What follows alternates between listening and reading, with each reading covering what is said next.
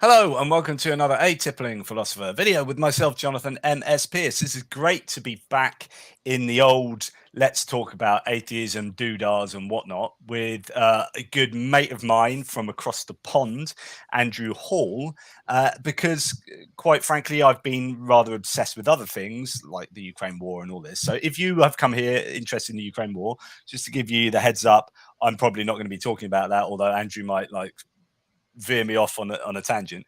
But I have my friend Andrew Hall here. I was going to call him Andrew Tate. Oh, that was interesting. Andrew Hall here. But we'll talk about that later, maybe. But before I introduce Andrew Hall, let him introduce himself. I'm going to open my original Stormtrooper Galactic Pale Ale and matching glass that was part of one of my Christmas presents. So a bit of Star Wars beer. I'm going to have a bit of a pale ale. Just because I can, and it's Friday night for me, at least at any rate. Andrew, welcome to the show. Well, thank you for having me on, Jonathan. It's been quite a while. Jonathan and I, we've had many exploits. We have done marathon shows during the election, during a presidential election. Oh, yes. Jonathan, yeah, you remember that? It was a crazy it was cool. evening. It was, I did like a 24-hour stream or something crazy like that, just talking about, I think it was the Biden election. Yes. And, you've been on my channel a bunch of times, and you tolerate me, Jonathan. There should be an award for that. In all the different iterations of your channel and your work and stuff you've done, because you've had lots of channels. But I'm sure we get onto that. So give people a flavour of who you are, what you do now, and then we can work backwards from there, I guess. Sure. Well, I'm a blogger, an article writer, a scribbler of words.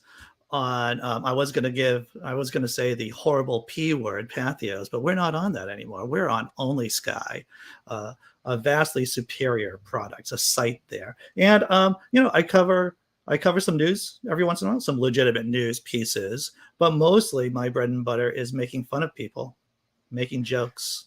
Satirizing. If you could describe yourself in, I don't know, 4 words, what 4 words would sum up who you are?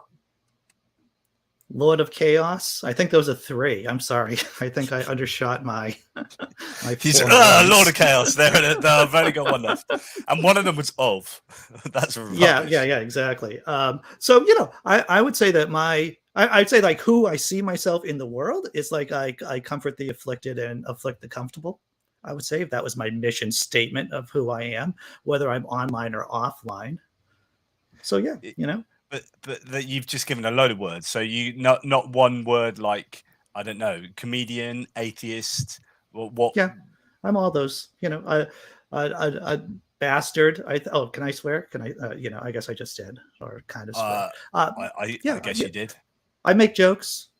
I write satirical pieces. Hello, Melody Joy. I see in the comments. Yeah. So I've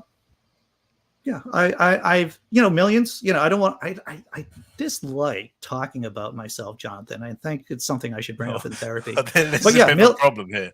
I'm going to say that millions of people have read my material and have laughed. I have irritated the right people, agitated the right people.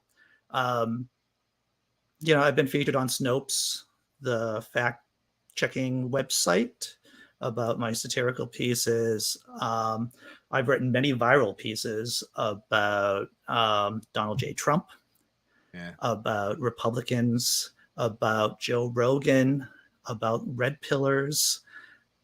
You have people who are watching have probably read some of my material, and they just don't know who I am, because when you're writing, especially the pieces that I write, I'm pretty much invisible. I let the work do the talking for me. Yeah, it's a very much. Well, we'll get onto that. Because I want to get onto your writing a bit later. I want to get onto satire and comedy and the place it holds and the power it can have a little bit later. Let's just rewind you a little bit.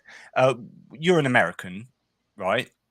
Yes, I am. And the assumption many people have, like myself, who come from kind of apathetic UK, is that everyone's born in the Bible Belt and they're born into like religious families and and then they possibly break out of that or whatever. What's your story as to how you've ended up as someone who could be labeled an atheist but refused to label himself as anything similar? I like to tell people that I'm from the Norway of the United States of America.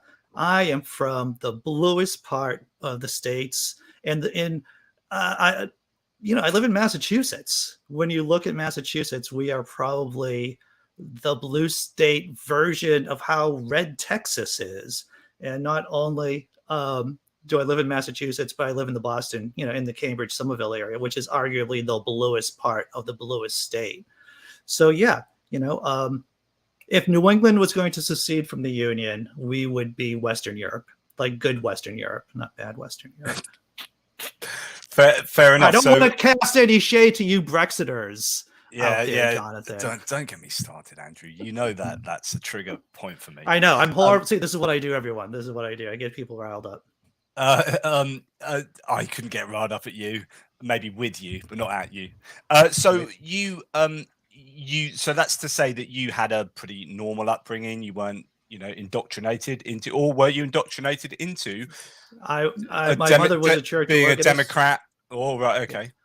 Well, my mother was a church organist. My father was a deacon to the Baptist Church, not Southern Baptist Church, because we weren't traitors like the Southern Baptists, as probably you all know. They were part of the Confederacy, and but we were still a pretty wacky bunch. We were a Baptists, just a wacky bunch. So I grew up in the faith, and then slowly, gradually, I snapped out of it.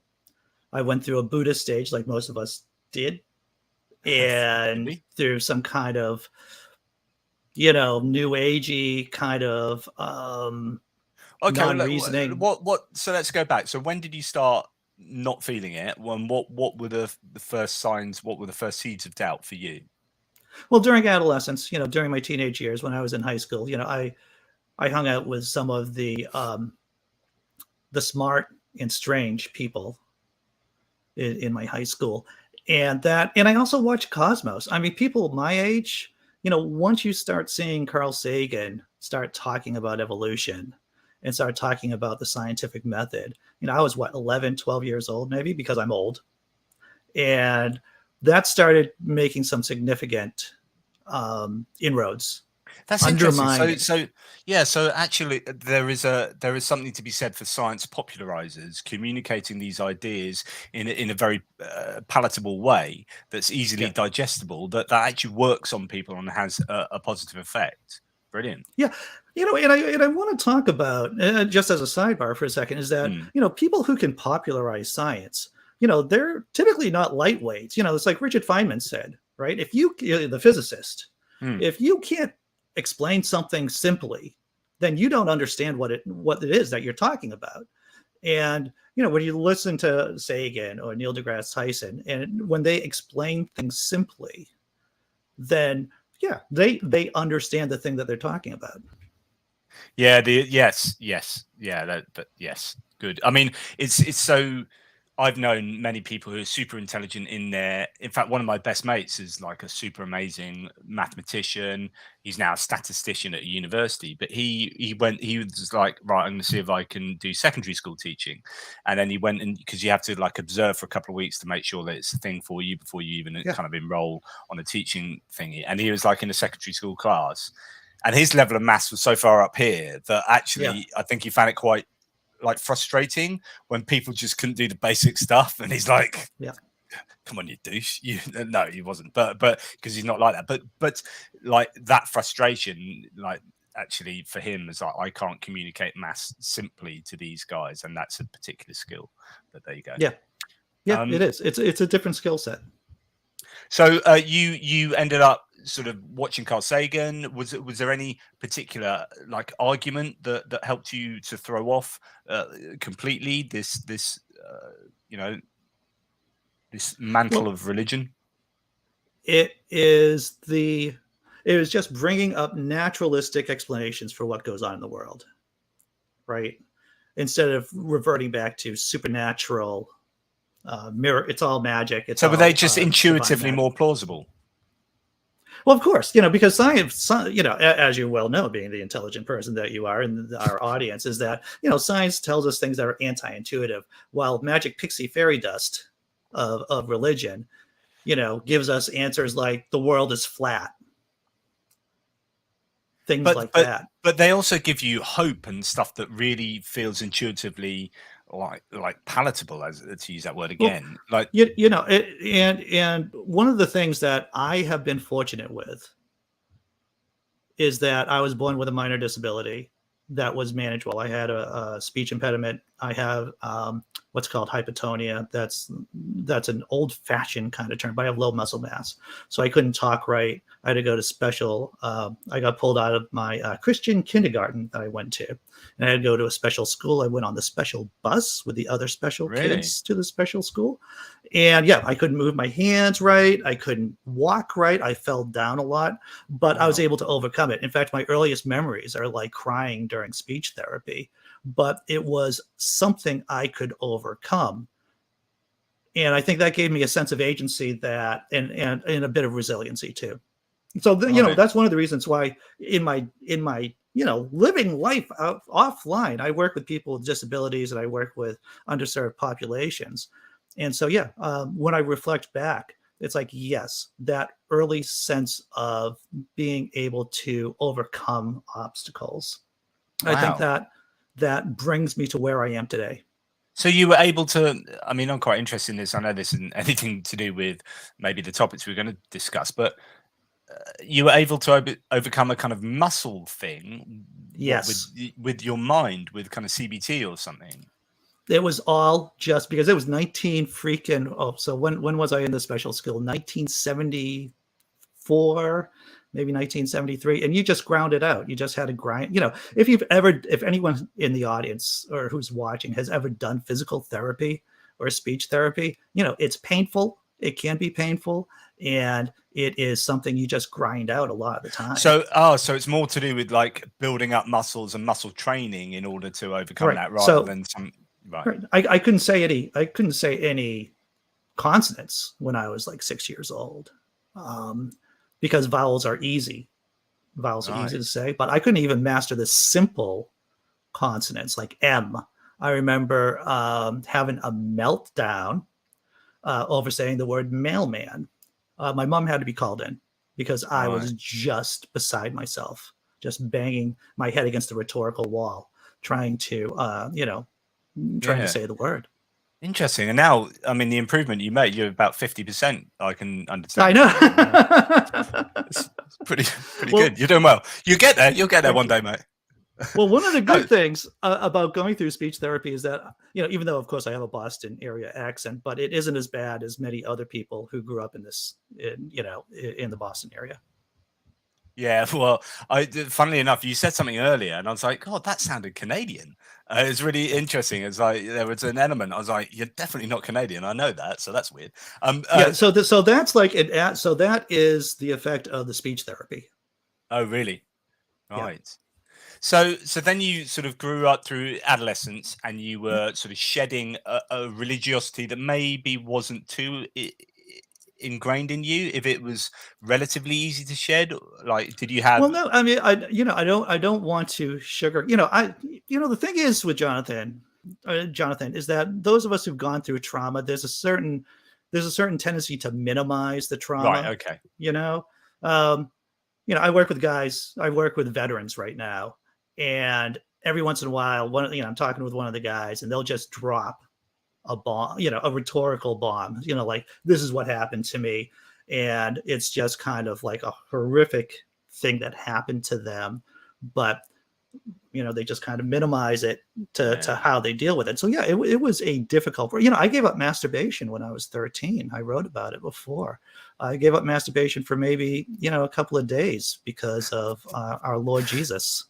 See, this is what happens when you write satire, and we're going to get onto this, which is like, when is this real? Is this not real? I can't tell. Poe's law and everything. Yeah. And you must live in this universe, in this world that crosses, that maybe melds, so that maybe in the end you don't even know. We live in an absurdist universe, right? People may deny it. but we live in absurdity. I feel like I just recognize it and embrace it for what it's worth. So okay, so like as we get on to like where you are now, so you were kind of shedding a religiosity, which you say actually there was something in that, and you adopted, say, Buddhism for a bit, which is quite a common thing for some people to do. Which is kind of gives you this understanding of maybe karma, maybe there's something there, so on and so forth. That spirituality in Buddhism.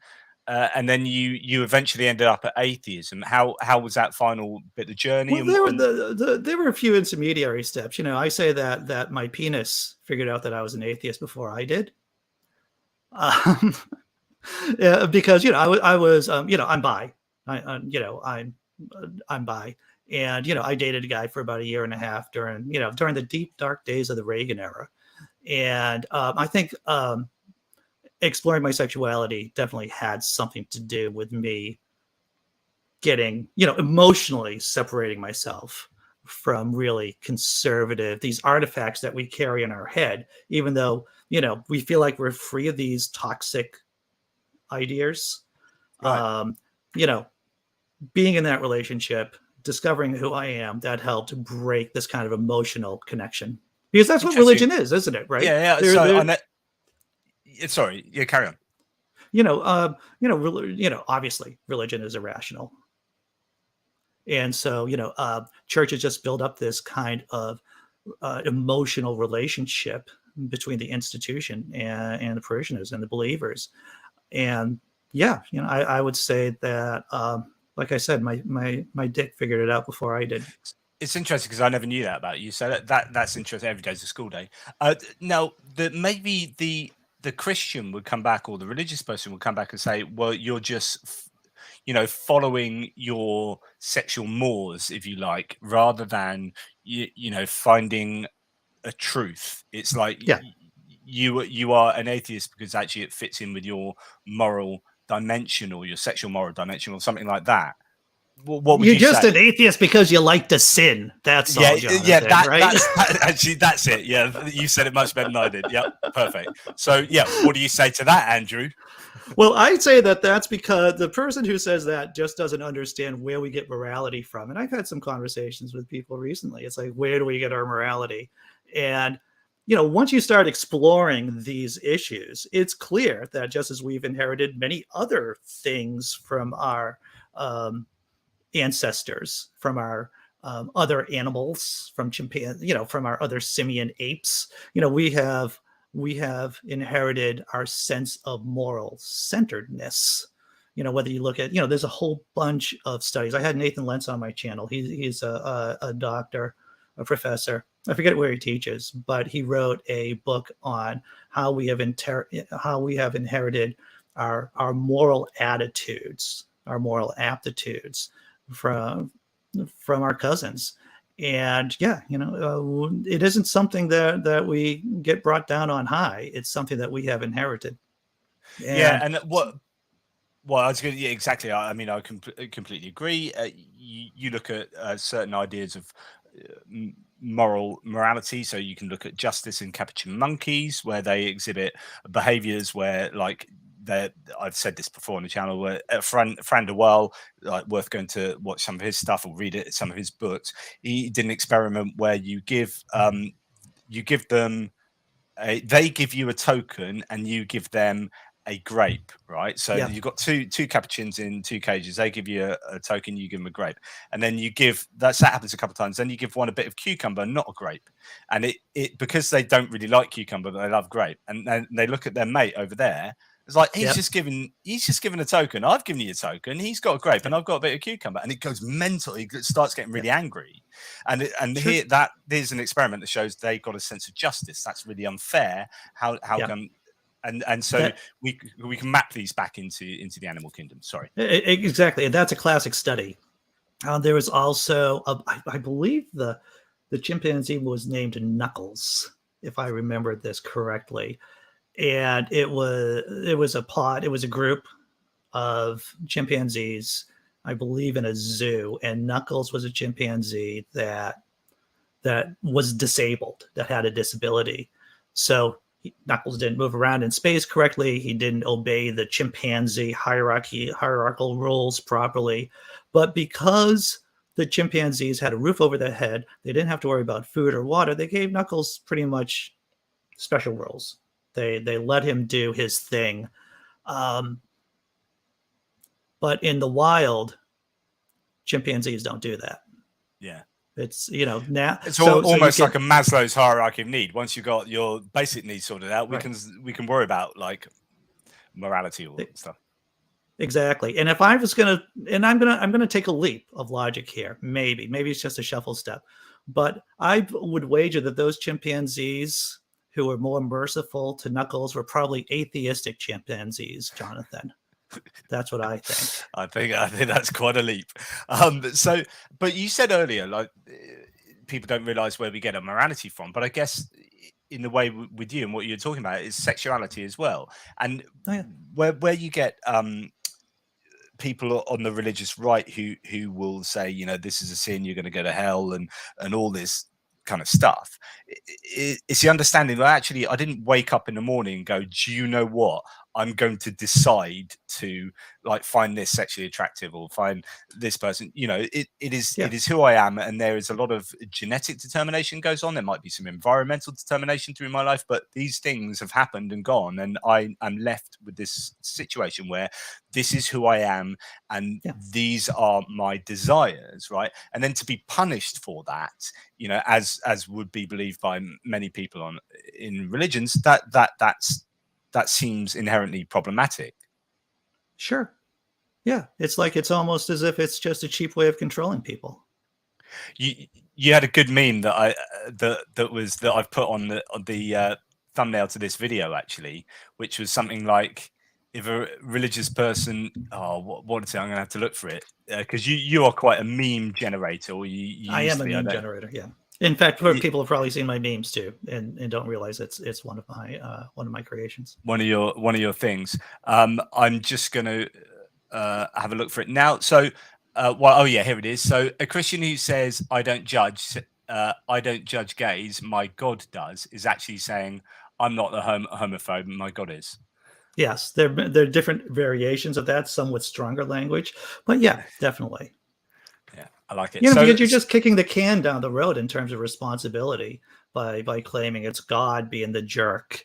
You can't be the jerk. It's just God being the jerk. It's absurd. Yeah, that's a really good point.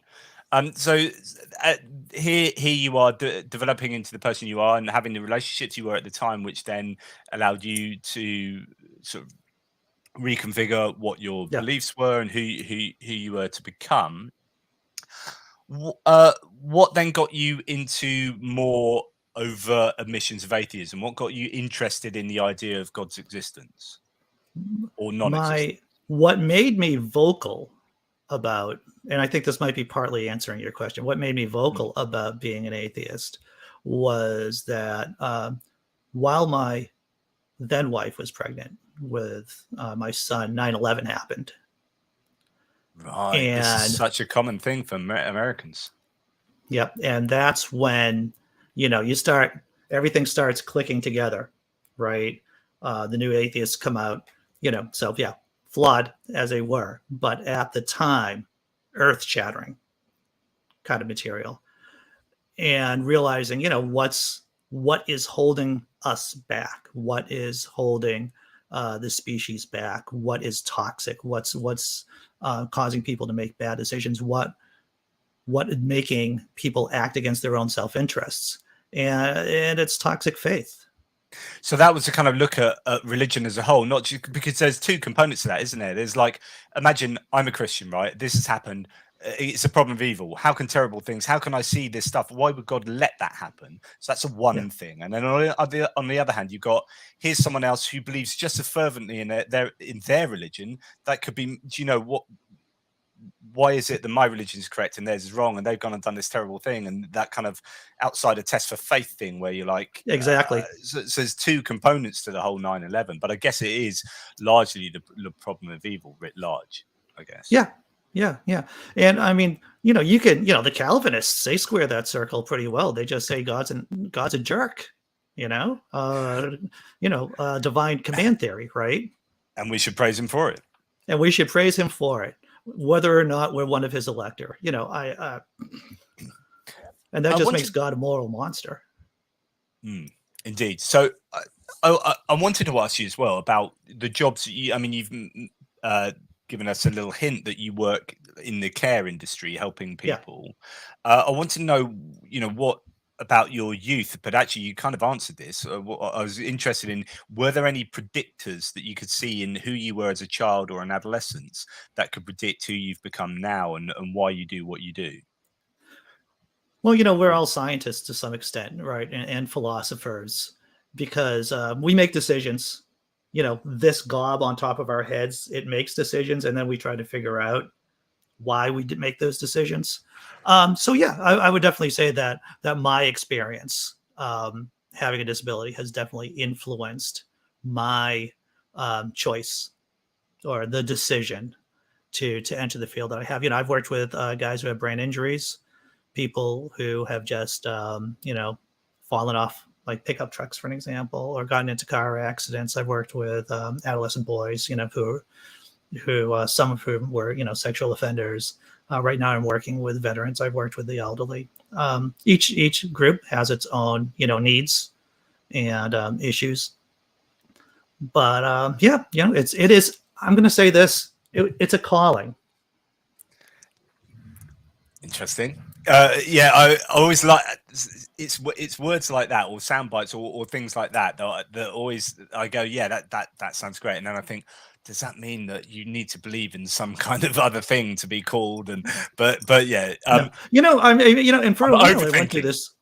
I would say it's like a Jungian thing for me too. I went through Carl Jung. Actually, funny enough, I don't know if he's still listening, but my mate Rob, who is a transcendent psychotherapist, is an absolute Carl Jung fan. Okay, so what Jung would say is that the self, and if they are still here, and correct me if I'm wrong, the self is like, of course, is this organizing principle. This I think the term, it's been a while since I've read through Jung, the centroversion. It's this organizing principle that we are not consciously aware of because it's because it's under the surface, and it feeds into this idea that consciousness is just something that basically tries to figure out the decisions that we've already made.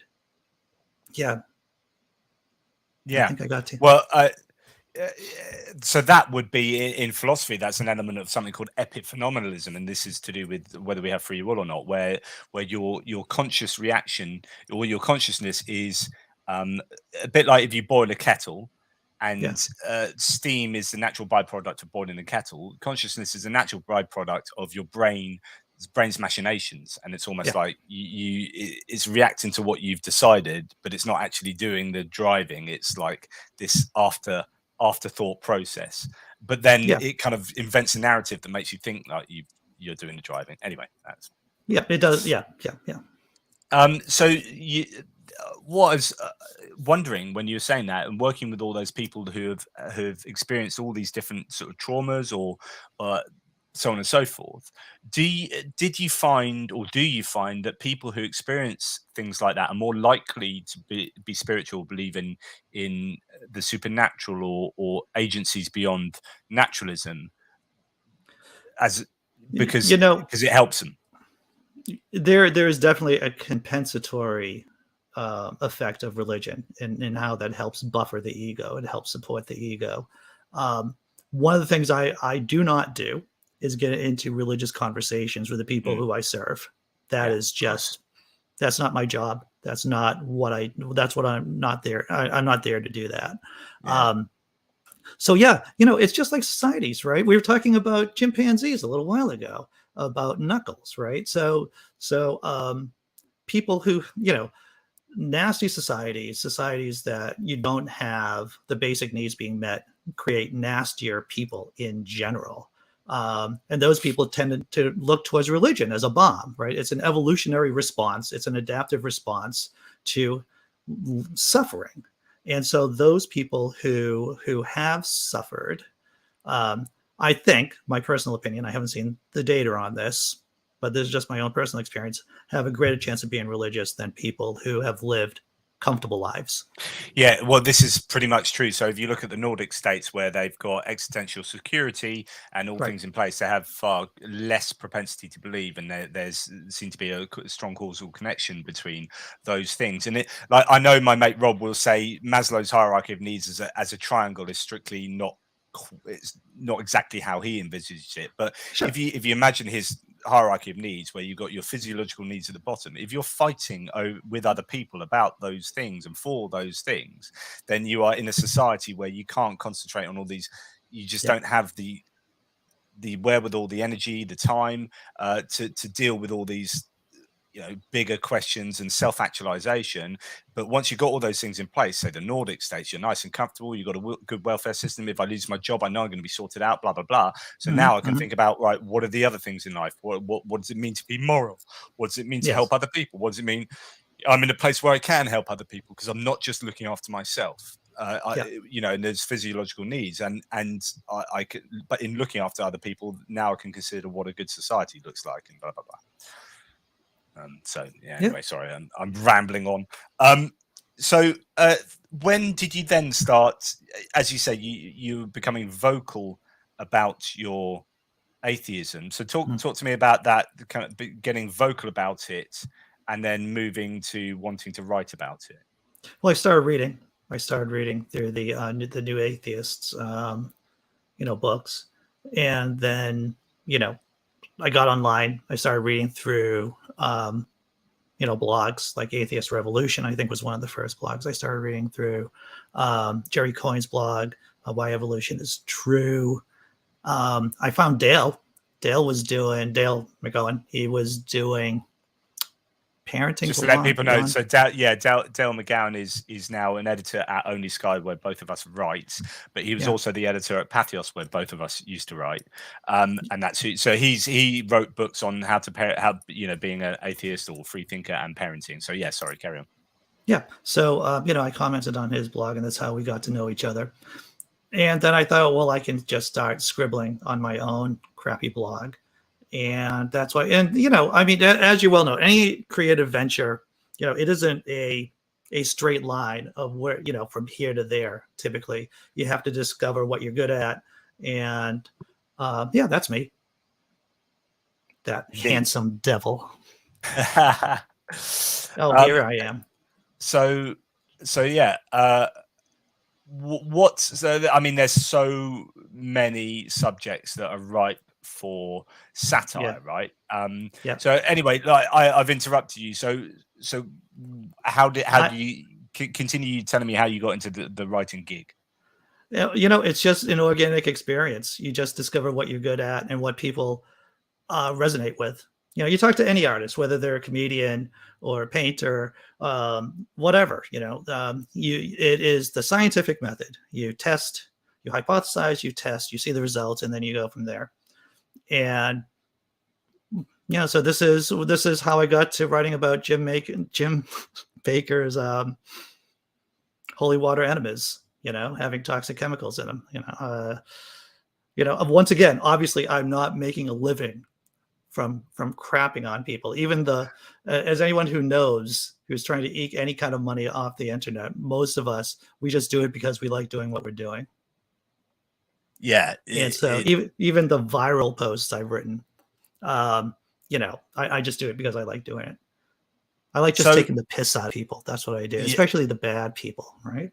Well, actually, so this gets on to conversation about what is comedy, right? And I've spoken about this, in fact, with my mate Rob. There, we've spoken about whether why is comedy predominantly sort of dominated by the left, politically speaking, right? Why is right-wing comedy either not funny or is there not so much of it? What are your thoughts on politics and comedy? Well, so it's easier to be an outsider to make fun of whatever's going on the inside, right? Jerry Seinfeld had this quote.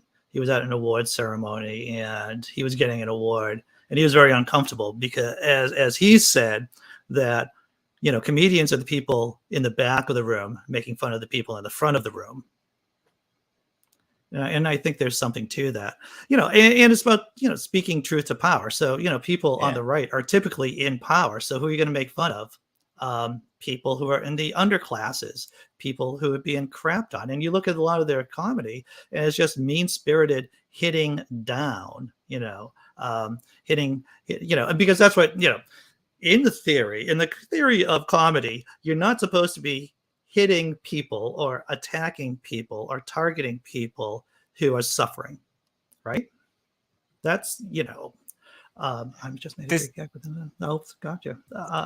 And so you're supposed to be punching up.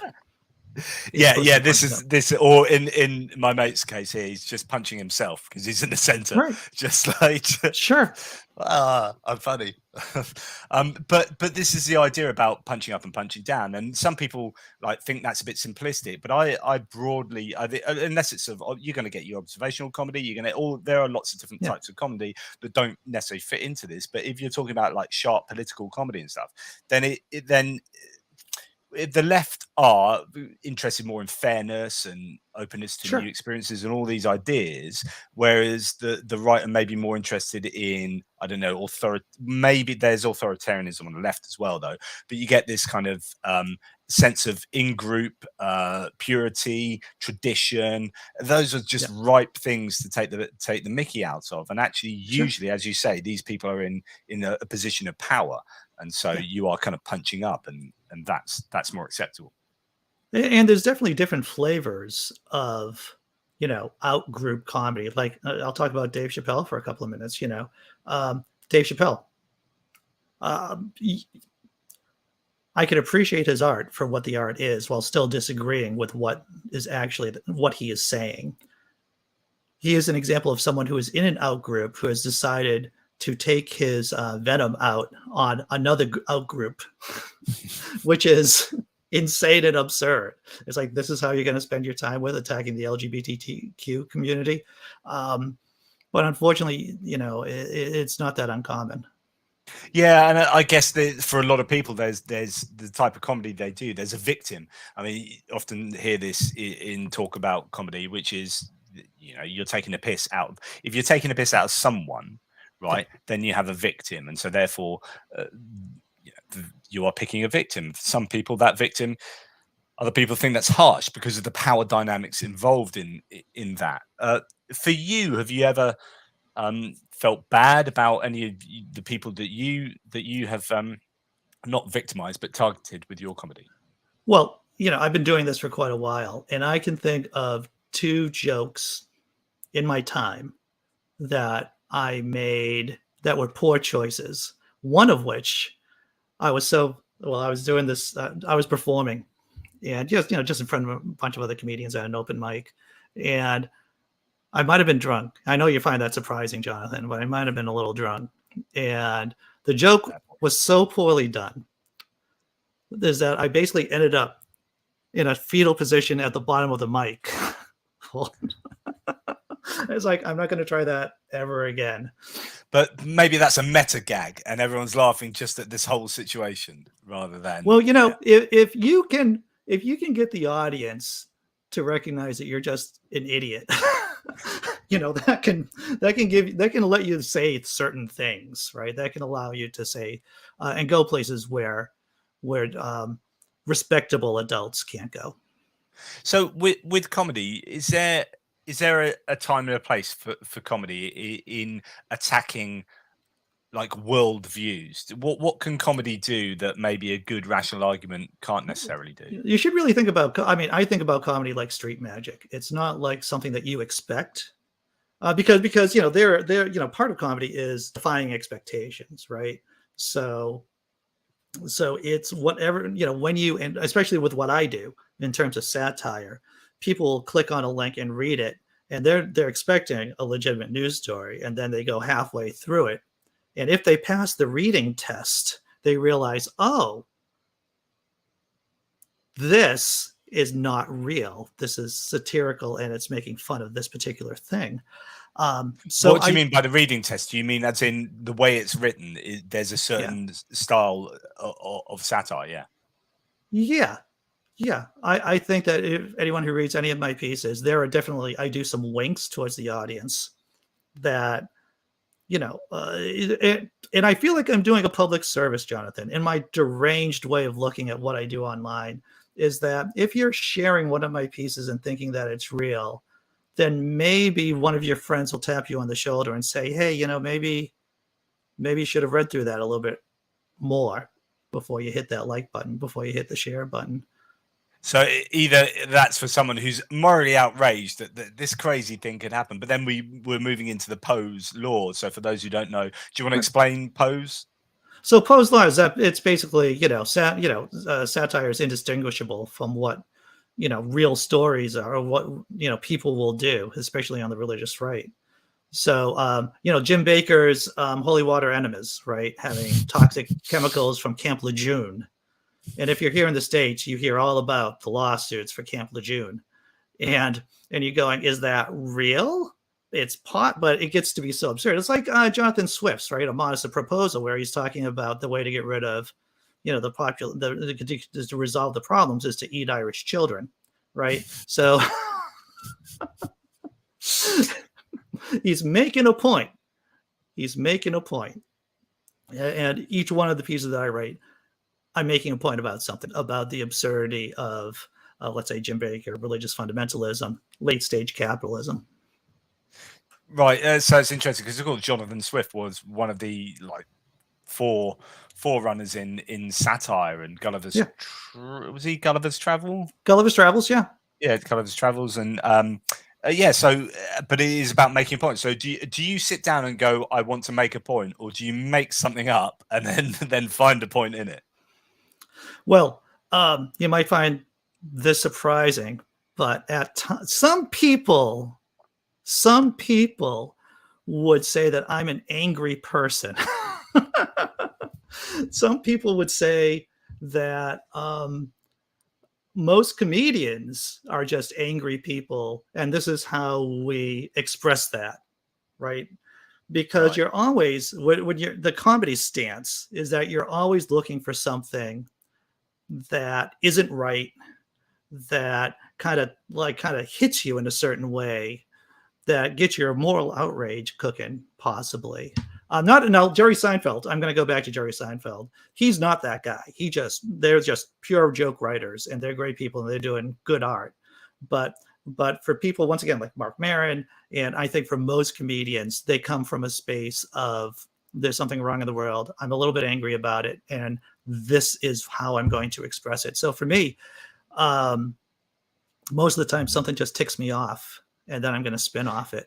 Now, on the other hand, I don't want to get too into the weeds about the algorithm of how to write comedy, but when you look at my pieces, I always target a specific person. Some things are just more extreme, like enemas or breast implants. I wrote a bit about holy water breast implants. That was pretty popular. Right. Why I'm laughing is that I can imagine like being a super crazy like Christian and thinking, like, if I wanted breast implants, I'd be like, sure, that is surely a better breast implant than a non-holy water breast implant. I mean, why wouldn't you want a holy water? Why, exactly. Like, that's a brilliant idea. Well, thank you very much. So yeah, so yeah, I definitely have absurd ideas, and then I try to marry them with a group or a person. Yeah, Mark Maron. I've seen Mark Maron a couple of times. I saw Mark Maron at the Comedy Store in LA, and I don't even know who he is. Oh, Mark Maron is brilliant. He is one of the old guys who actually get it right. He is, because you see that people my age, our age, when they get to a certain point, it's like Grandpa Simpson raising their fists and like yelling at clouds. There's that kind of quality to it.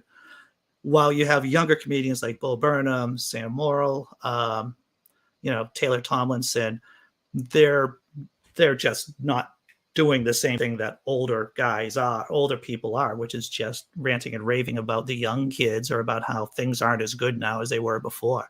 But Mark Maron, he went to Brandeis up here in Massachusetts, and it's a really smart guy. I've seen him a number of times, and he's absolutely magical. That's brilliant. And he had a great Sorry, Karen. And he had a great show on IFC, Independent Film Channel, years ago too. He's which was apparently got a very good entertaining. Netflix special, so I have to watch that. Oh, I'm yeah. going to see a comedian. This is quite something because I don't often get out the house. Like I'm Yeah. fairly housebound these days, but I'm going to see a comedian tomorrow called Stuart Lee. And I Stuart know. Lee I've heard of him. yeah, in the UK, he's a very UK comic, right? So you'd probably need to know a bit about UK comedy, but he's actually, I would say, he's the most incredible comedian in the world ever because he's so meta. Like Yeah. the whole show is just meta, and it's about manipulating the audience, and the audience know they're being manipulated, and there are these levels of meta that go into it. And I was watching a video that broke down all the theory about what he was doing, and it was absolutely astonishing. But so I'm going to see him tomorrow, and that's quite exciting. But it's interesting to think about it. Like you can imagine, he's quite angry about stuff behind the scenes, and there are certain comedians I like that will be like, whether it be Tim Minchin or Eddie Izzard, that are making those pointed like statements. I suppose it's that kind of comedy that I find more meaningful because it's not just that it's funny, but it's actually making a political point. And I guess I'm at a point in my life where I can laugh at frivolous stuff, but it's almost like froth, isn't it? Whereas I want to laugh and think, and maybe be enraged as well. Oh yeah. I'm with you on the enraged part, definitely. Maybe not as much as the thinking part. but I get, if you're writing like a comedy routine, I guess, do you think about what I want the audience to be feeling and experiencing, or like do I want to get them angry but funny angry? Well, there's definitely as you get better at it, there's different aspects of doing comedy work, of doing live comedy work. Part of it is working the crowd work. And Sam Morrill, who's, I think he's like 30, he's in his early 30s. He's a New York City based comedian. He did. If anyone, as soon as you're done watching this show, you should go over to Sam Morrill, Morril, I think. He did these, he's a filmmaker too. And during the pandemic, he did a bunch of rooftop comedy shows in New York City. And, out in the open, everyone's separate, everyone's safely distanced from each other. And the man is magic. My girlfriend and I actually have tickets to see him in March. He's coming around to Boston. Really talented guy. Nice. Yeah. So talking about then satire, your kind of written work, what is it that can do? I mean, obviously the function is to point out the ridiculousness of well, it's there is this line in Henry V, right at the very beginning of Henry V, where the Dauphin of France sends a message to Henry and basically tells Henry to go sod off, you go home. And Henry replies eloquently, bitingly, and I think his uncle, after the messenger leaves, he goes, well, that was pretty brutal. And Henry goes to him, it's like, it is meant to make the Dauphin blush. It is meant to make the sender blush. And, for good people, when they do something wrong, they feel shameful. They feel wrong, right? And so I would hope that someone reading it may see something about themselves in the piece, and they go, well, it would be nice. This is my delusion, Jonathan, that they would say, wow, maybe what I'm doing is wrong. And they would have a twinge of conscience. I did a bunch of articles about Joe Rogan during the pandemic. I wrote a piece about Sam Harris, confronting Joe Rogan because of his craziness about ivermectin.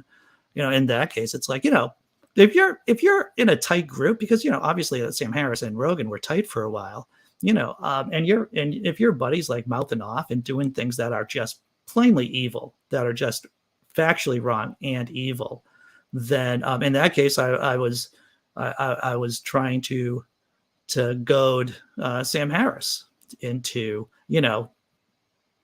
this is your guy. He's in your clique. You should really be talking. You should be really doing a sit down with him and talking to him. So that's part of my delusional system about what I do. But it's all just fart jokes. Ultimately, that's all it is. What is it about religion that gives it do you think it makes it such a fertile ground for comedy? It doesn't make any sense. It's dream logic. It's as soon as you start looking into it, as soon as you start taking it apart, as soon as you start just reading the Bible, and you're saying God is killing some dude for jacking off, right? That seems pretty extreme. That seems like an extreme thing. Onanism, right? Onan. And then people are living their lives according to these rules, or they say that they are, but they don't really understand what they're doing. And this is what gets me going. There's obviously people in power, Republicans in power, that are using the faith. They weaponize the faith to make people do horrible things for no other reason than to line their own pockets. Like like Marjorie Taylor Greene, right? She's not half the idiot than we think she is, right? Than she appears to be. This is a carefully orchestrated persona that she has. Is she that bright? Probably not. But she is more evil than dumb. And I'll even say that about Donald J. Trump. He's more evil than stupid. And he's not the brightest guy in the world. I've often thought he's a bit of an empty vessel that gets filled up by the machinations of the people around him. Like before he came into power, he had 5 different opinions on abortion, right? So you're like, you don't really know what you think. And actually, he's got some intuitive feelings about certain things, but he's not really strongly political, as in understanding the policy of what makes a country a better place.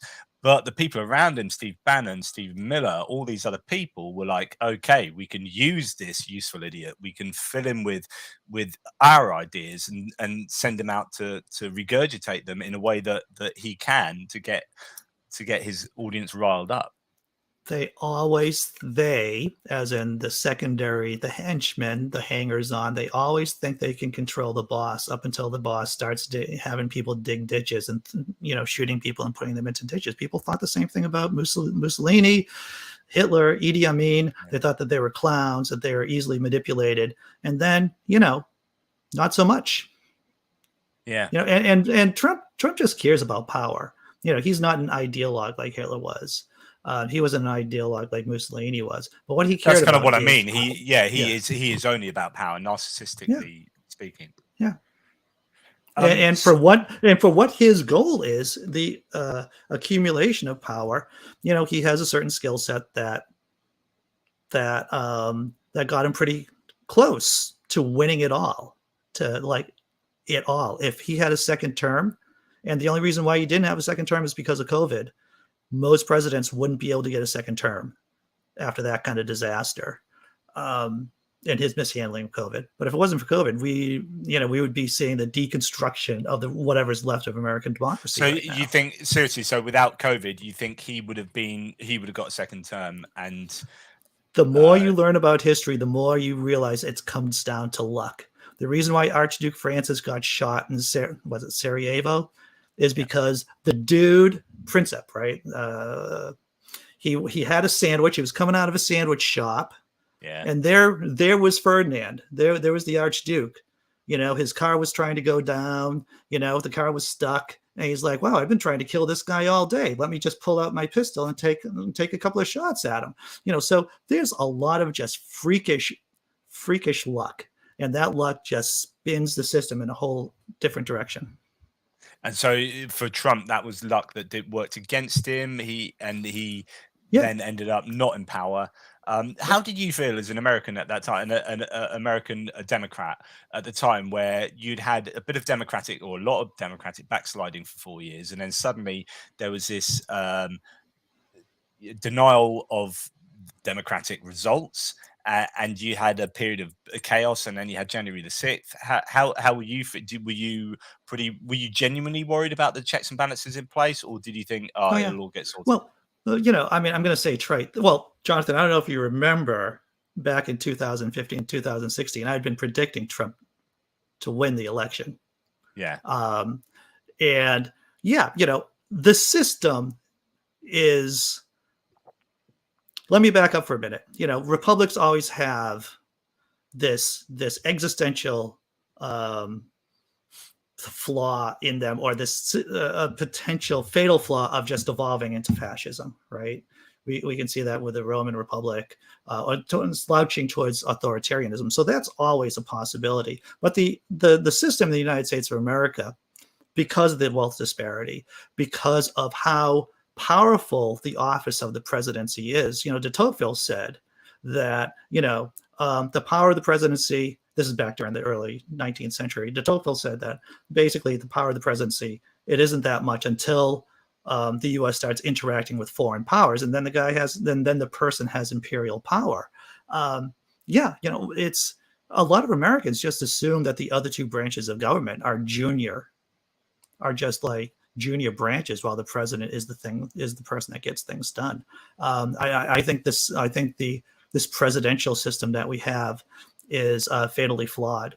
Yeah, that's interesting because it's quite different. I mean, there's a lot of similarities with your political system as mine, first past the post voting system, but we're not presidential, but we seem to be becoming more presidential, which is voting for a personality rather than voting for a party that is putting forth a bunch of ideas and policies and say, right, these are good ideas, let's vote for you. Where it's like, I like you. I was speaking to an electrician today. He was talking about Boris Johnson and saying, like, he saw him as just this naughty schoolboy, and that's quite nice, and that's what people liked about him, so therefore you vote for him. It's like, and he knew, likewise, that's a stupid criterion for voting the person who's running your country, and he had turned out to be a serial liar, etc., etc. So what would you say, because you were saying just before you came on that you weren't the biggest fan of Biden yourself, but now you sort of come around to the idea here. Constellation Pegasus says, if people think Biden is better than Trump, you're insane. What would be your reaction? I don't think he has a vagina. I'm just going to say that. I'm just going to say I think Constellation Pegasus may not have a vagina.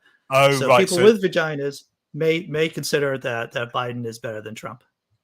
Yeah. So, and what you're saying is obviously that there's an awful lot to be said about reproductive rights and all sorts of stuff that has happened.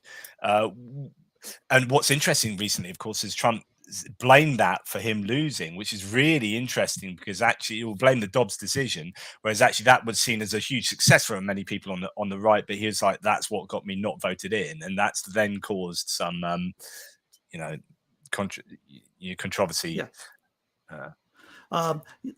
So with Trump, who he was my bread and butter when he was in power, and I just loved writing about him.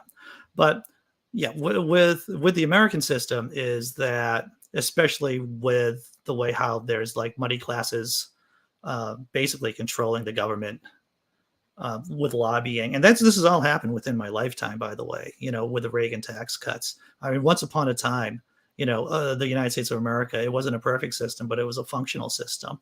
But now, you're just looking at the issue with the debt ceiling, right? Every single time the debt ceiling is hit, there is this huge problem. Like, oh no, is the United States America going to default on its debts? And you can't. That's not a sustainable way of running a government. Yeah. So there are inherent flaws in this system that people say, well, maybe fascism, somewhere in the back of their heads, they go, maybe fascism is the reasonable thing to do. Well, it's this strongman authority. I mean, I've been doing, as you know, lots of videos on Ukraine and Ukraine war. And I was doing a piece today on Brazil and the similarities between Jair Bolsonaro and Putin. And I linked, Viktor Orban in Hungary, Putin in Russia, Jair Bolsonaro in Brazil as was, and Donald Trump in America as was. And in fact, there are really interesting parallels between those. There's connections between the Bolsonaro family and the Trump family. And then you got Kim Jong-un. You've got these people that like they're strong men. They see themselves as strong men leaders, and they like strong men leaders in other countries. So I remember when Trump was in Helsinki, and he's like basically said, I believe Putin over his own intelligence services. That was, to me, that was one of the biggest flaws. Like, what does that? If you were working the FBI and you're like, or the CIA, sorry, and you're saying, right, I'm doing this for Queen and country or whatever, not for Queen and country, obviously, but you're doing it for your country, and you're like, I'm doing it for our president and for the country, and the president's just gone, yeah, I believe an authoritarian communist leader, or oligarchy leader. You're like, oh, what's the point? Well, people have conversations. This is, during Watergate, there were conversations about, hey, if Nixon wants the nuclear football, if he's looking for the nuclear codes, maybe you should give me a call first. Or as I guess this is the new sign for phone calls now, maybe you should give me a call.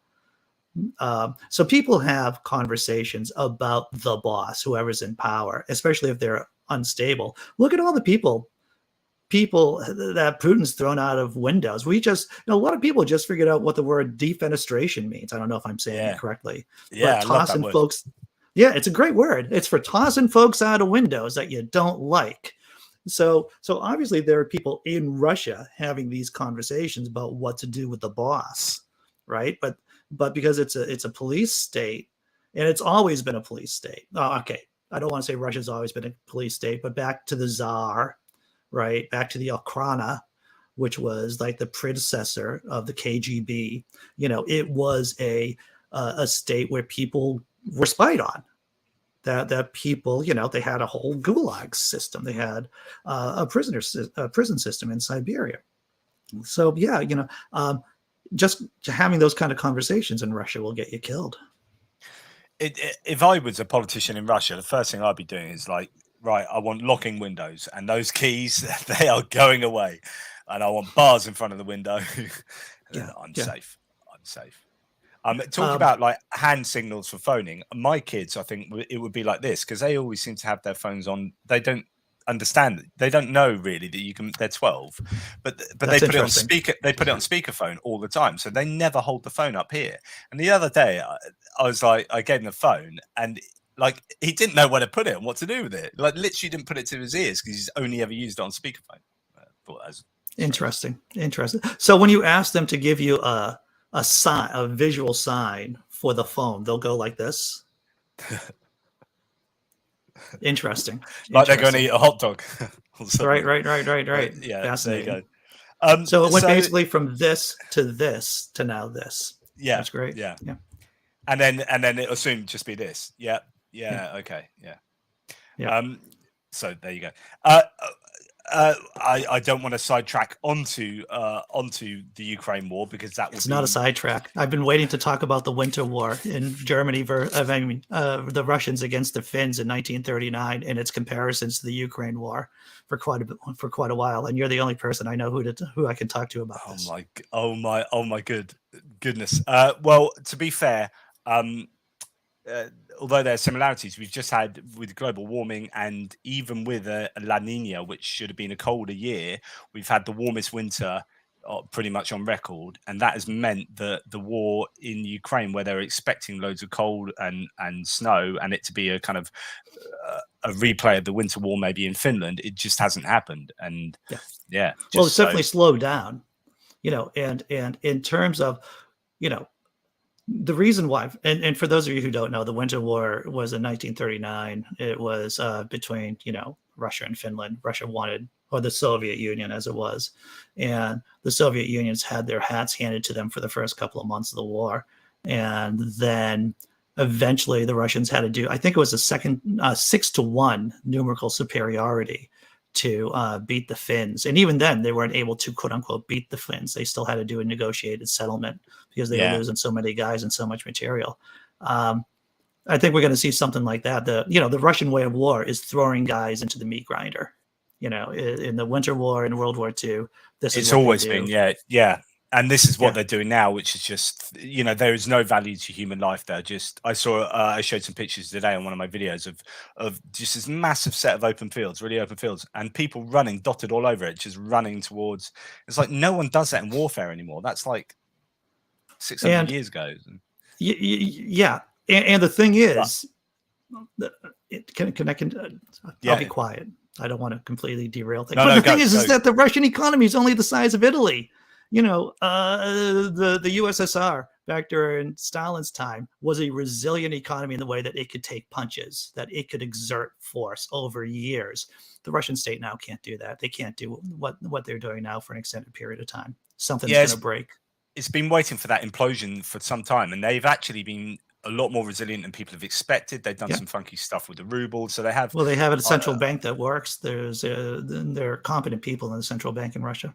Yeah, so it is taking a bit longer, and there's some saying that the sanctions aren't really working on the shop floor, if you like, as much as I think only 9% of Western businesses have pulled out of Russia, so there's a lot more that could be done. But yes, yeah, there you go. So as we sort of meander towards a conclusion here, and before we get onto my sort of quick fire questions that will come in a little while, where do you see yourself? What are your goals in life in terms of what you're doing with your writing, what you'd like to see in terms of your belief system and atheism in America?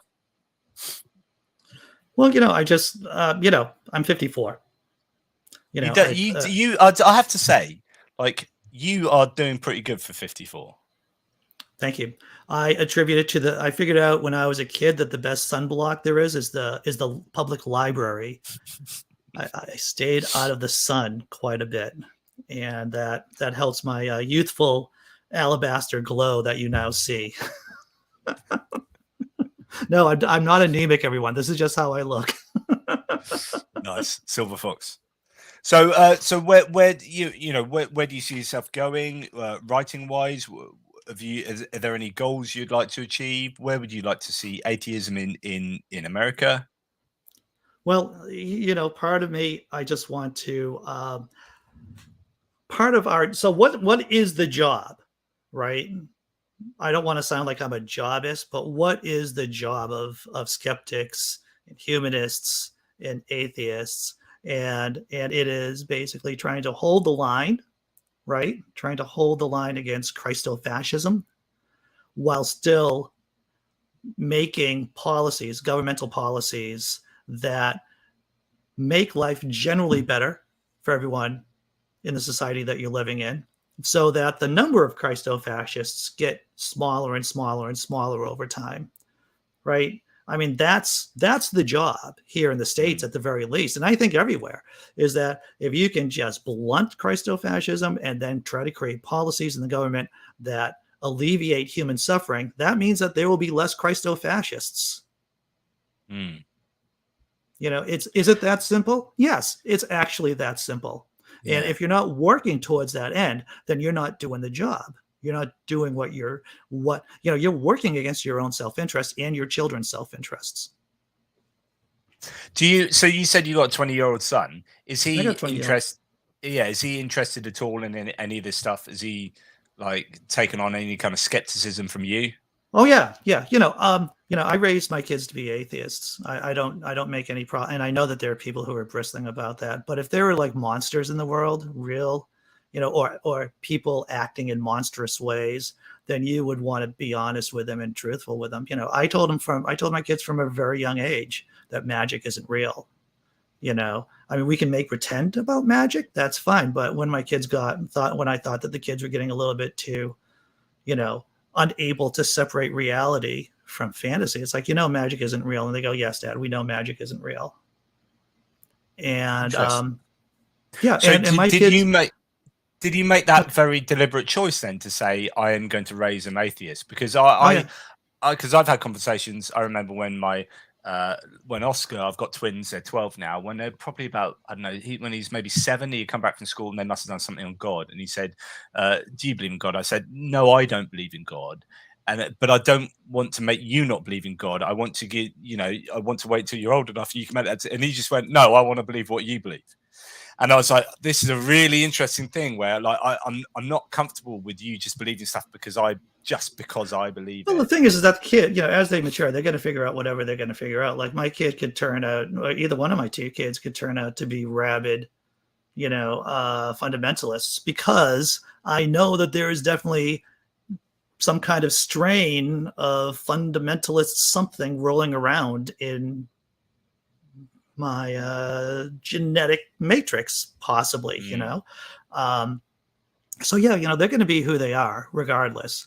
But because we live in such a Christian society, because we live in a society where misinformation is everywhere, I'm going to give my kids a firm foundation. We passed through a Catholic church, and I go, well, let me tell you about the sex abuse scandals, about the Catholic Church. It's like, well, we got invited. I know you're only 4, but anyway, let me just. Yeah, but it's like you got to hear things. It's like, no, you're not going to join the Boy Scouts because they're prejudiced. I know that the Scouts here are different from the Scouts overseas, but they don't like us. They are prejudiced people. We are not going to be complicit in our own subjugation. Interesting. It's very strong. That's an ardent position to take. But yeah, because speaking once again, nice white people who are atheists, they can pass. They're invisible minorities, right?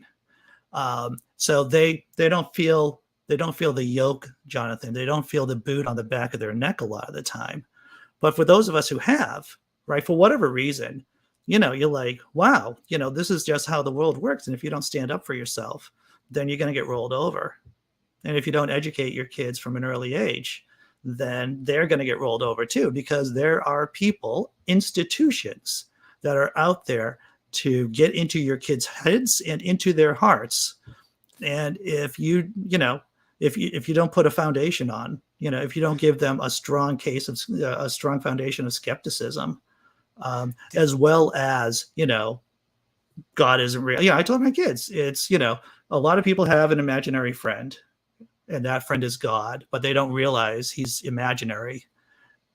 And I tagged on to the end of that is that, and you can't tell, and you shouldn't tell people that he's imaginary because they will be upset at you. And by and large, the kids have followed that, up until, and they got into high school when they felt more capable of talking about their atheism. So did you not worry? I mean, this is what you talked about, and some people bristle at this. Were you not worried that you were teaching them a conclusion rather than giving them the skills, or did you do both?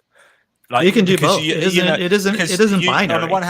On the one hand, you're teaching skepticism. On the other hand, you're saying, and God doesn't exist. So can you be skeptical of that? So let me say this. All right. So this is how toxic religion is, because it is still in the hearts of many atheists, because what they're saying is that I shouldn't tell my child that this amounts to a monster that has made a place to torture people eternally.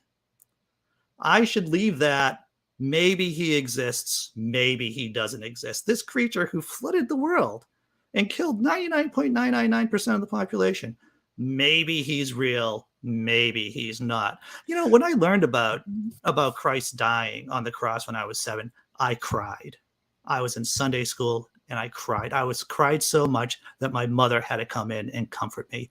I want to save my kids from that. And I did, But maybe God had a good reason to kill all of humanity by 8 people. Sure he did. More, once again, the Calvinists, they got it right.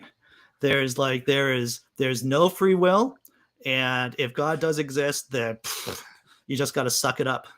He's just got 2 bags of people. This is a bag of people that are going to die and go to hell. These is a bag of people that are going to die and they're going to go to heaven. And this one's determined really light, at the beginning of time. Determined at the beginning of time. Yeah, it's, rather horrific.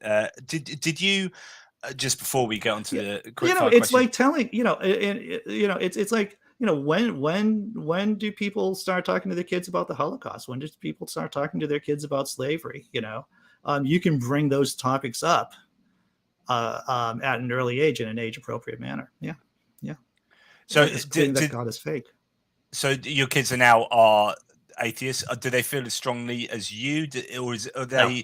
Because we talk about like the demographics and Only Sky, and we talk about how there's this big, new group of young people coming through who are very much more atheistic, very much more non-religious, but actually they're apathetic. They don't really think about it. They don't really care about it. It's not important for them, type thing. Sure. Is that the sort of atheism they have, or do they? Yeah, I think so. Yes, possibly. I can't get too much into it because I don't want to talk about my kids' private lives. Oh I yeah, want to yeah, talk. yeah. I Sorry, I want to talk just more yeah, about me, Jonathan. yeah, But yeah, but both of my kids, you know, I mean, the most important thing that you can give to your children is the ability to smell out BS, right? The baloney yeah, detection kit yeah, that yeah. Carl Sagan talked about, you know, and the thing is, it should be like you hear something, it should be like a visceral response, like, oh, this doesn't smell right. There's Yeah. something wrong here. And if you can do that with your kids, then I think you're doing the job as a parent. Success. Oh well, excellent. Good. Well done, you. No, that's it's like that's really interesting because that's a different position, I guess, than I would have taken. But actually, I really understand that because although I guess the way that you've explained it is like this version of God. It's not so much a maybe that God exists or God doesn't exist in this abstract understanding of God, right? But it's like Right. this Christian version of God, which includes the murders and the this and the that. Like that ain't happening, Yeah. and that's not a healthy worldview. So, and I absolutely get that. And that, actually, I need to think about that because I think I would be quite happy to tell my children definitely that's not true and those Yeah. claims are demonstrably false, and if they are true then God's a moral monster. Yeah. Yeah. Yeah, nice. So I'll tell you something. I'll tell you this. I used to tell this on stage. Is that my daughter came home one day? She was about, I don't know, 7 years old, and this is a true story, which makes it even better. She came up with her little syllogism. She didn't call it a syllogism, of course, because she didn't know what syllogism was. But this is right around Christmas time, and she did a little dance, little march, and she goes, "Magic isn't real. Santa is magic. Santa isn't real." I go, "Hey, that's pretty good." But there was a second verse. She was going, without breaking step, she goes, "Magic isn't real. God is magic. God isn't real." My goodness. Well, there you go. Interesting. She's learned well. This is so Surprise It's Us. I used to think Surprise It's Us was surprise. Like I think I didn't put the letters together. But anyway, I think that's Surprise It's Us. Do you have fun with Jehovah's Witnesses at your door too? I've told the story before in one of my videos, but I'll tell it again. I was in my old house. I was in the shower, and it was Saturday morning, and the doorbell went, and the doorbell never goes really.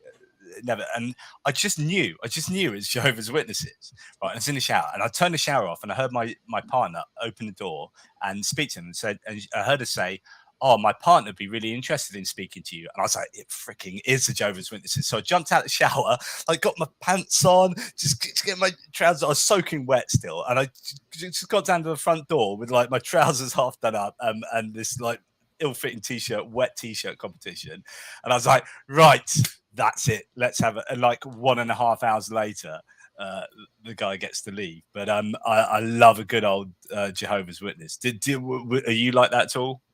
I have this story. I just moved into this house maybe about 25 years ago, and it was an old house. It was built, well, an old house for here in the States. It was built before the Civil War, and our basement, we had a partial dirt basement, and I was downstairs mucking around doing stuff. So I was looking kind of cruddy, and I had a dog at the time. We had a dog. The dog was a pit bull Rottweiler mix. And I know I'm going to sound like everyone who had a dog like that and said, "It's a great dog." But my dog really was a great dog, though it did bark. So there was a knock on the door. And so, I come up the stairs.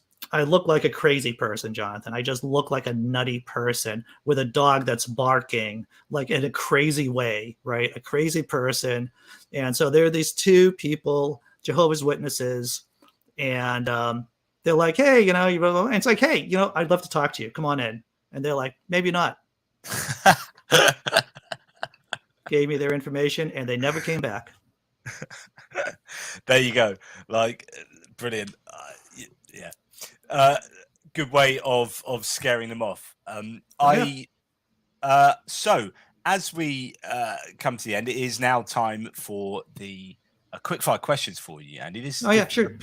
People a flavour of the Andrew Hall they don't know yet.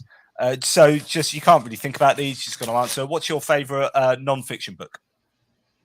Oh, I read through Lord of the Rings maybe 7 times when I was a kid. Yeah. Oh, I love Lord of the Rings.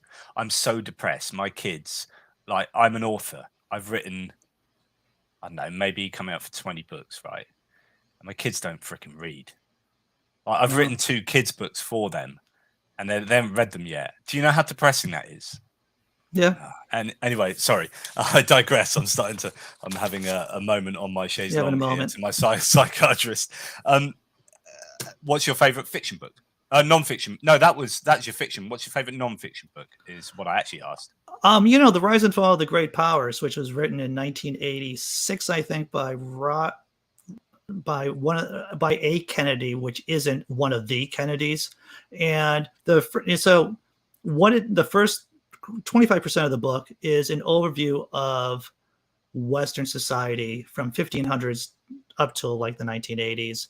And it talked about all these wonderful charts. And it taught me many things about what makes societies work, about the need for basic research, the need for basic research, the problems with military-industrial complex, the importance of having free societies. It was instrumental in how I look at the world, and I still quote from it. Nice. I love those books that have that impact, that just raw impact on you, that especially ones that still sit with you. Interesting. Thank you. Yeah. Favorite film? Crimes and Misdemeanors by Woody Allen, which happens to be Mark Maron's favorite movie too.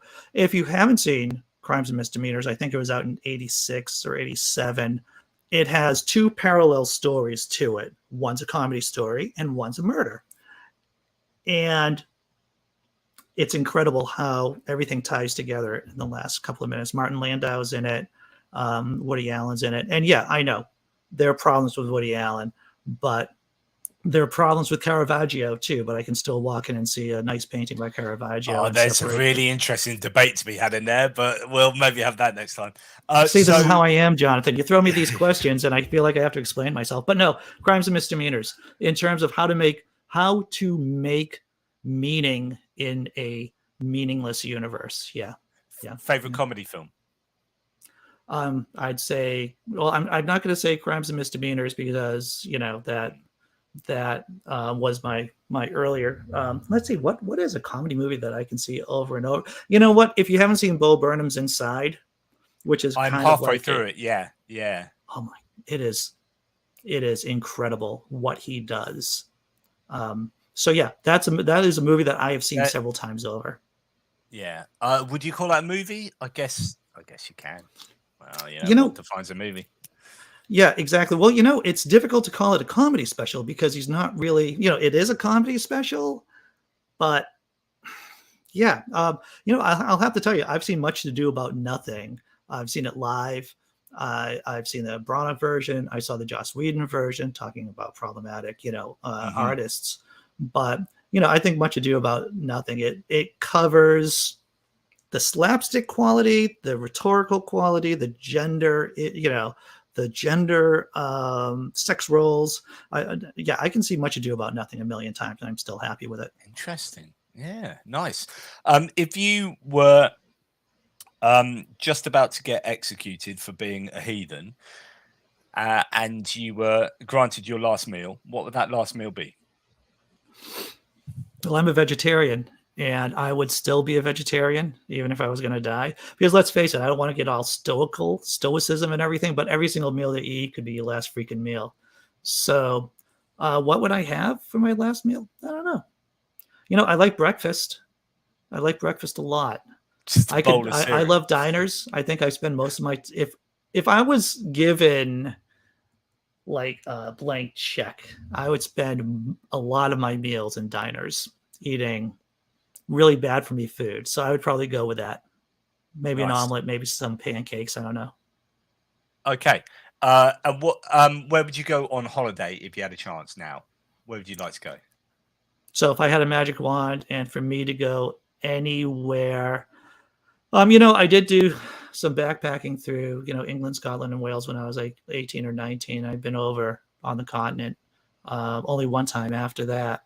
But I don't know. I know it's such a big world. It's such a big world. There's like I know there's places I wouldn't go to because I'm afraid of what would happen to me, like, but where would I go? That's a good question. I'll tell you my go-to place where I would go if I just have a couple of days off.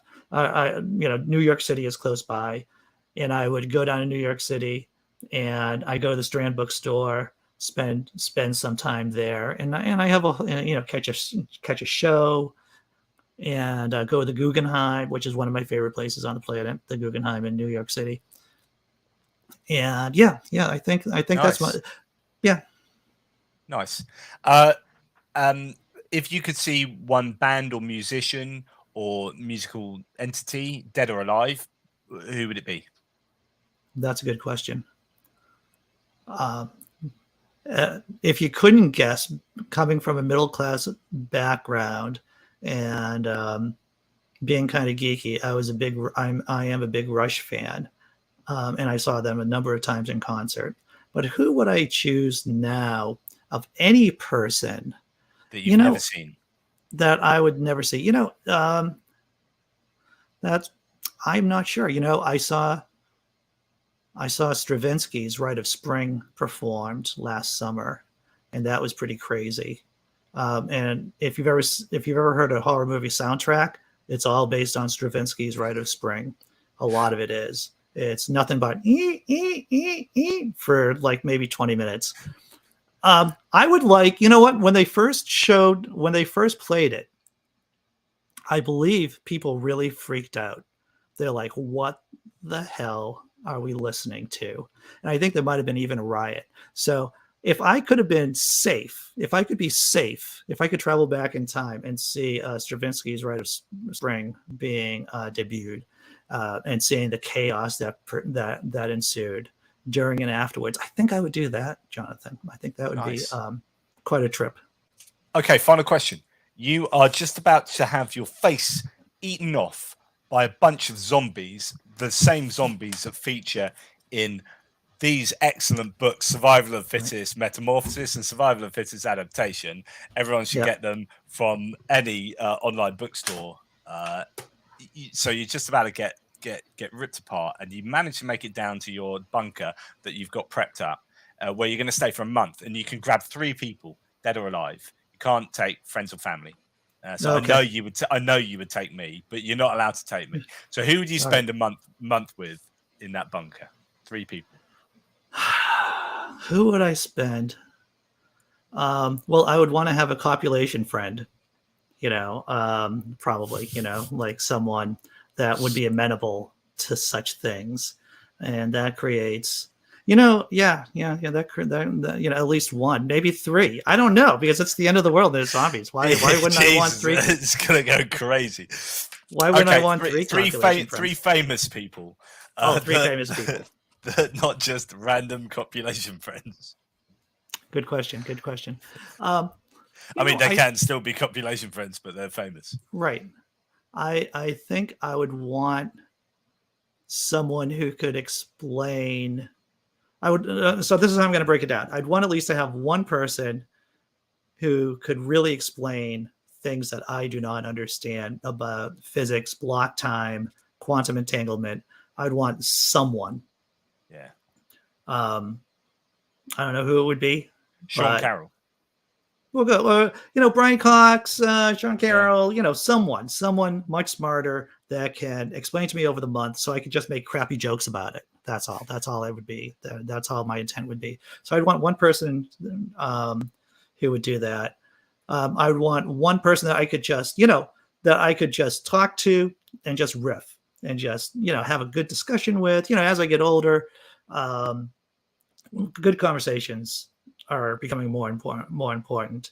And I have a lovely girlfriend, and one of the things that we do together, we just kind of like have a good time just talking and riffing on ideas and making jokes and having a good time. So, Jerry Lewis, I just saw The King of Comedy, the movie that just saw it again. And, I think the man understood comedy. He understood the art of filmmaking, brilliant guy. And so maybe Jerry Lewis, I think he would be crazy. Okay, Jerry Lewis, Brian Cox, and who else? Let's see.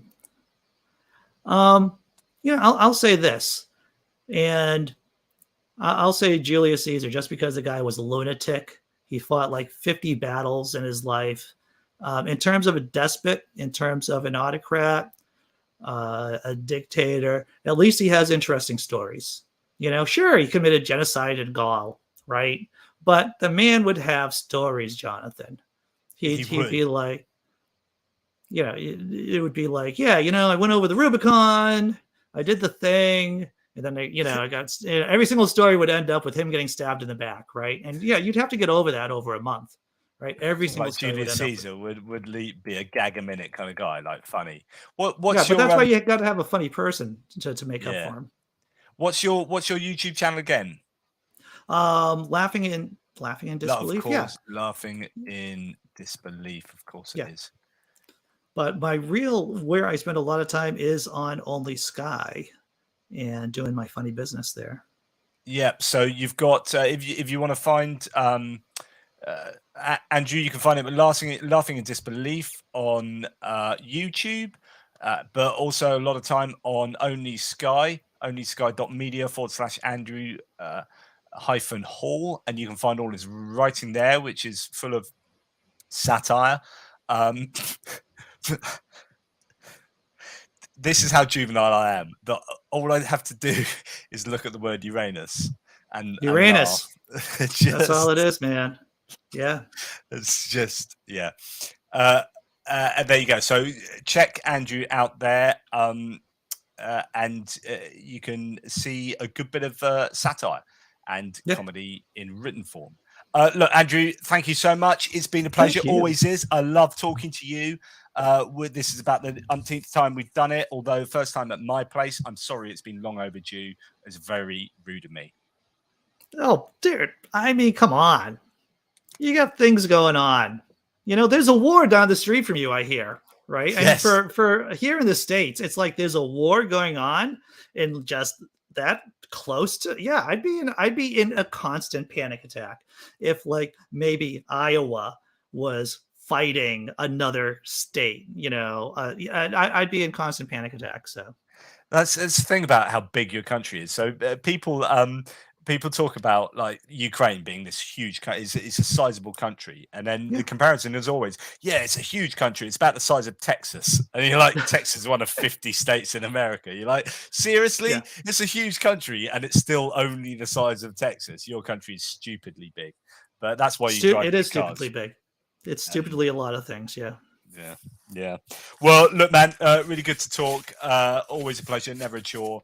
Thanks everyone in the live chat for being part of this, and please go and check Andrew out wherever you can. Last words to you, Andrew. Thanks for having me on. Excellent. Thank you for being have on. Take care, everybody. Speak soon. Take care. Thanks.